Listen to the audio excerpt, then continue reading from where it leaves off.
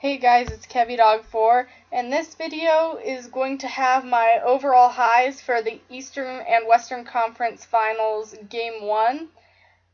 And I'm going to also add some of my thoughts on what happened in these games. I didn't watch either of these games, I just watched like a 4-minute recap for each of them. So if there's anything I missed, I apologize. But now that I have some free time, I have watched a few of these games in the conference finals, so later on they will be more useful than they are in these early games. So I'm going to start out with my overall highs. Russell Westbrook and Kyrie Irving led in points with 27 each. Steven Adams had 12 rebounds for the Thunder.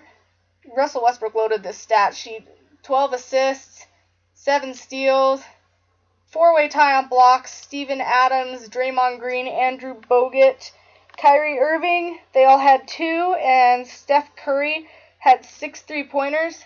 So now I'm going to move on to what I think happened in these games, like kind of a recap type of thing. So the first one was the they're done, the Thunder and the Warriors. So I watched like a 4.5-minute recap on this, and what I got out of it is that Golden State, throughout the entire first and pretty much the second quarter, they were dominant over the Thunder, but then Russell Westbrook in the third quarter started making stuff, and eventually Oklahoma City came back and took the lead in the fourth, and Stephen Curry was making stuff all throughout, that's what I saw. I saw lots of makes from Stephen Curry. He led the early run. He led a run at the end of the game.